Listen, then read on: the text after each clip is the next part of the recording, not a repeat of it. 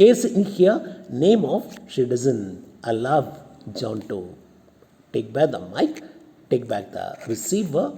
So she continues to tell the police, is in here, there is a criminal convict. There is a convict, escaped convict named Blake, Nora Blake. Yeah, she's a shoplifter, shop thief. Oh, please come at once and catch her. Then John climbs onto the table, kneels on the table, and snatches a receiver from her hand. Nora, as usual, stands still at the back of the room by the shelf, by the mantelpiece. At that time, the servant enters. Mason enters and asks John, Madam, did you ring me? Did you call me? You rang, madam. John replaces the receiver calmly. Yes, Mason. Miss Walters has been called away urgently. Will you please show her out? So John tells Mason, Miss Walters, that is Tilly Walters or Matilda, has been called away urgently. So she is leaving the party. So will you please take her out? Mason, very good, ma'am, I'll do it. So Matilda, without looking either at John or Nora, walks to the door which Mason holds open. Mason stares at Nora all the time.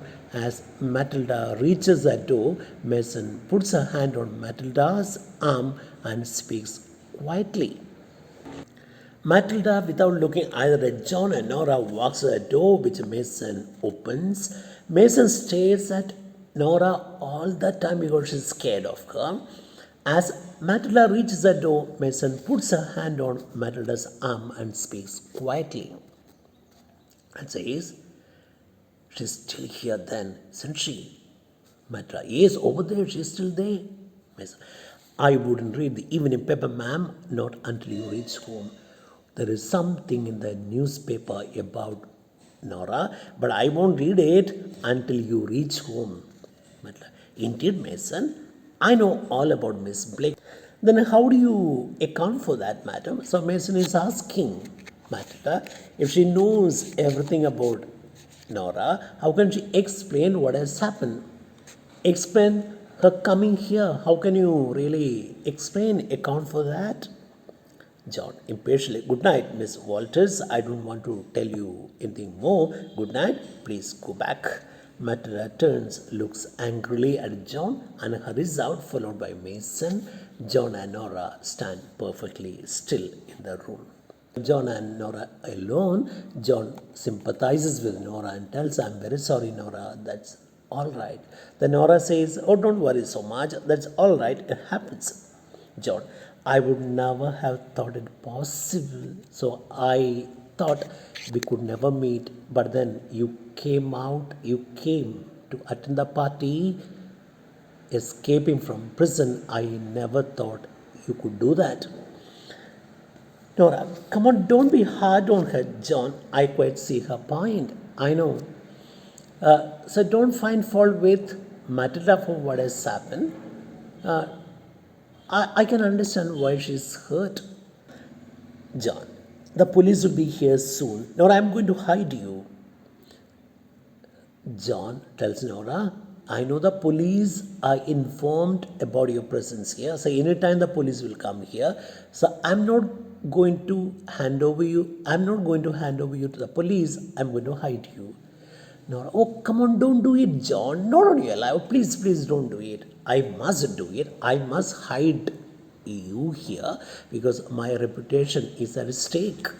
Nora, you would be in the devil of a tangle if they found me here. I'm not going to get you into a mess I shouldn't have come. Then Nora says, you would be in the devil of a tangle. You would be in serious difficulty. You would be in a mess if they found me here, if the police found me here. I'm not going to get you into a mess here. Trouble, I shouldn't have come. I know, I shouldn't have attended this party. John says, don't say that. I'm very happy that you did attend the party. You attended the party. You came here. I'm glad to because I have learned one or two important things. Now I'm off, John. Thanks a million and remember me. Okay, don't forget me. John, Nora darling, she steps impulsively towards Nora just to hug her. But Nora shrinks back, moves back when John comes forward to hug her, embrace her. Nora shrinks back, goes back, and says, "Oh no, don't touch me. I am dirty. I am impure. I am clean. Oh no, please don't hug me. Please don't shake hands with me. Please don't touch me. I am dirty. I am unclean." She slides to that door and lets herself out swiftly, quickly. John stands alone in the middle of the room, her hands raised to her head. John, oh God, what a mess I am in. What a mess this party has turned out to be. What a deplorable mess. Deplorable, very bad. Unfortunately, the reunion has turned into a fiasco. Such a failure, such a mess. The phone rings and she jumps quickly to it. Suddenly, the phone rings and she shudders. She gets shocked. She jumps quickly. Then she rushes to the phone to receive the call and she says, "Yes, 2185, that's my. Yes, Miss Conway's house. Yes, Miss Conway speaking. The MP is speaking. I have made no call from here. I'm all alone. I haven't touched my telephone. No, certainly not. Must have been a joke played by somebody. Nora Blake? No, nobody is with the name Nora Blake. She's what? What are you talking about? Whom are you talking about?" So John tells a lie to the police to save her friend Nora. She says, "Yes, this is my house, this is my number, no doubt. The MP is speaking, but I haven't called the police station from this number. I don't know who has called you. Somebody must have played a game on you, trick on you, and there is nobody called Nora Blake in my house. I don't know who is that Nora Blake." She listens for a few seconds, puts back the receiver, goes over to ring the bell. Then she stands by the mantelpiece and looks vaguely, unclearly about the room. Seeing Nora's glass of sherry hardly touched on the mantelpiece, she lifts it up. So when Nora came earlier, she had been offered a glass of sherry, and Matilda and John had seen her having a sip. But now, when she looks at Nora's glass of sherry, it looks untouched. It is full, it is untouched. She lifts it up, examines it, puts it back as if suddenly afraid of that. So when she finds that glass of sherry is untouched, she gets scared and she puts it back. At that time, Mason comes in. Mason, the police have just rung up and told me that. So she is telling Mason, "Oh look, just now I got a call from the police station and they have told me that she doesn't know how to complete her sentence." Mason, "That Miss Blake died this afternoon, ma'am?" Mason is asking John, "Did the police tell you that she died this afternoon?" John says, You knew that? I thought you didn't know about it." Then Mason says, "Ma'am, it is in the evening paper. Everybody knows about it. It is in the evening paper, madam. She hanged herself in the cell. She was imprisoned and she committed suicide by hanging herself in her prison." John, "But she was here. How can she be dead? She came to the party. She attended the reunion and she was here till a moment ago. She was here. You allowed her to come in. You opened the door for her." Then Mason said, "Oh no, ma'am. I didn't let her in exactly. I found her standing in the hall. She was quite dry. She looked very dry, madam, though it was raining cats and dogs. So I saw this lady, Nora, walking in. She walked in the rain, and when she entered our house, she was dry, quite dry. It was raining very heavily outside. Cats and dogs, not gods, it's a mistake. It was raining, cats and dogs outside, but still she was dry, she was not wet. At that time, at that point, I knew that she was dead. She was not the real Nora."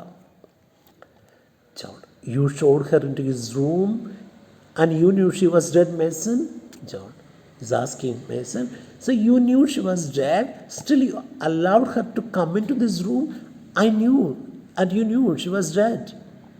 Mason, that evening paper had already come in, madam. See, when she came in, I had already read the evening paper. Evening paper had already arrived, so I had read the report on her. You told me the paper hadn't come? Mason, oh, I didn't want you and Miss Walters to be upset, unduly upset, madam. So it might have embarrassed Miss Blake too. I read in the paper.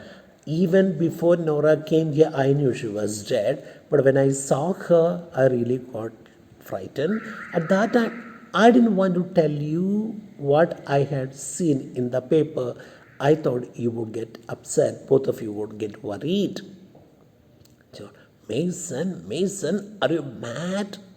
Mason, oh no, madam. She kept her appointment the only way she could, didn't she? She was very fond of you, wasn't she? Oh no, don't feel bad. Nora loved you so much, and she was supposed to have attended the party, and she kept her appointment. You had invited her, she came to the party, so she kept her appointment the way she could. So she is dead. So she could attend the party only as a ghost, and so she came here, and she was very fond of you. So why do you feel bad? The telephone rings. John looks fearfully at it, then lifts a receiver. So she gets a call again. Fearfully, feeling frightened, she lifts a receiver.